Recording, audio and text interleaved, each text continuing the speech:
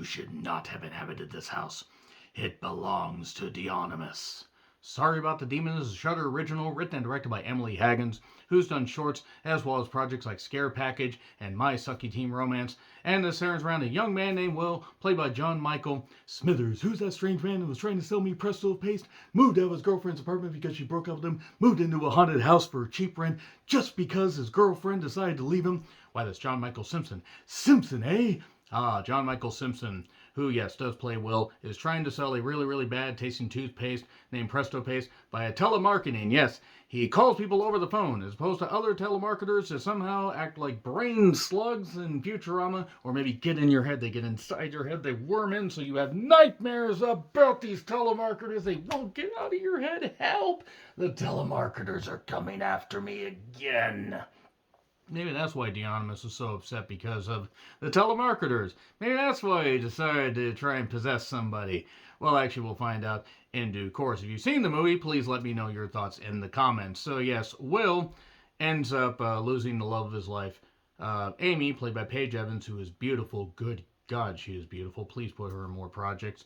She's upset because she got a promotion at her work. And Will didn't go to the dinner, gala, whatever, and she said, look, you know, you're a good guy, but I can't do this anymore. I need somebody with ambition. So yeah, then Will goes to this house that the sellers are trying to sell him, ha ha ha, because in the first scene they had an issue where they have to save their daughter named Grace by getting somebody else in there. So this Dionymus, well, demon, can take over somebody else and they can move back into their house and live happily ever after. Well, that doesn't end up working because Will is kind of a weak-minded, weak-souled individual that not even a demon would want to possess. And that kind of pisses him off. So basically he has to figure out, well, geez, you know, maybe Amy had a point. He's dealing with a bad breakup. My God, I can't believe that not even a demon wants me. Nobody wants him. He has to basically figure out a way to stand up for himself, have some ambition. His best friend Patrick, played by Jeff McQuitty, tries to help him out through various phone calls and then various face-to-face meetings. And more characters come in. And eventually, things really, really go tits up. And Will and co, they have to solve this mystery before they are Dionymus history. Ha ha, woohoo. So it's a comedy, romance, horror movie, basically. Shudder, by the way, is a great streaming service. I do have to say that right now. No, I'm not sponsored. Wouldn't mind being sponsored, but Shudder is great, especially if you're a horror buff. If you're like me, and I know I am, then you're going to love that service. So, basically, through a series of sometimes, you know, good length scenes, sometimes scenes that stretch out a little bit too much, Will has to come to grips with the fact he's in a haunted house, live with the ghosts, and realize, well, geez, if a demon doesn't even want me, then I can't let other people in here, people I care about, because then this demon's going to try to possess them. So he has to figure out what's really, really important and also maybe try to get back together with Amy. He does various baking projects, gets knocked around by these ghosts and haunted by these ghosts, and it's generally funny and everything and all that, and then it just keeps going, and it keeps going, and it keeps going. And look, I'm just going to say the positives are some of the comedy hits, some of it does miss. There are some endearing moments with the romance, and the makeup effects for the ghosts actually aren't all that bad. It's beautifully shot, great cinematography, and you can tell the cast had a lot of fun, and there was a bit of heart put into this. And there's a nice 80 to 85 minute project in this hour and 45 minute long movie. It's way too long. Way, way too long. There are some scenes that are perfect length. There are some scenes that are stretched out a little bit, and then there are some that are stretched out so goddamn far that they're on opposite sides of the goddamn country before they end.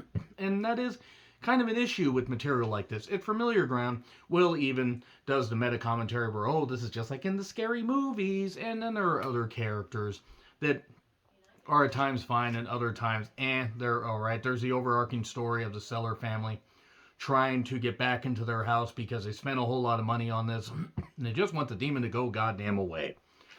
And yeah, you get the usual bumps in the night. You get the piano playing do do do do do do do do do do do do do do do do do. Then you get chairs that rock by themselves. You get cabinets that open. You get some stuff, and the comedy that hits, it's actually fairly entertaining. But boy, there are some jokes that just don't land. I don't know if I just wasn't in the right mood or what, or maybe this is just comedy that's way over my goddamn head. But I can enjoy stupid comedy, and I can enjoy comedy that makes fun of horror movies. Unfortunately, with this, like I said, it's just stretched out a little bit too much.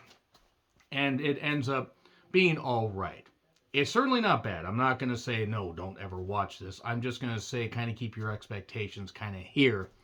Because for what it tries to do, it's entertaining enough. It's just not great because it goes way too long. And that's all I really have to say about that. John Michael Simpson is fine against Paige Evans, who's beautiful. She's fine. There is Olivia Dukian. She plays another character named Amy. And Jeff McQuitty as Patrick. He's fine. The people who play the Sellers, Ken Sellers. Boy, the way Ken Sellers plays Dave Piniak. And then you have his wife Tammy, Sarah Cleveland. Hello, Cleveland. Everything else just ends up. It's polished. It's technically well done. It just misses. It hits a little bit more than it misses, but I can't say it's necessarily great. That being said, check it out if you want. It is on Shudder. I'm going to get into spoilers though, so feel free to check it out on Shudder. Again, some positives, some negatives, but 3, 2, 1 spoilers. Okay, so basically, Will doesn't know that in the opening scene, the Seller family had to make that deal with the Anonymous to basically save their daughter Grace, who was possessed. There was this weird self-propelling rocking horse.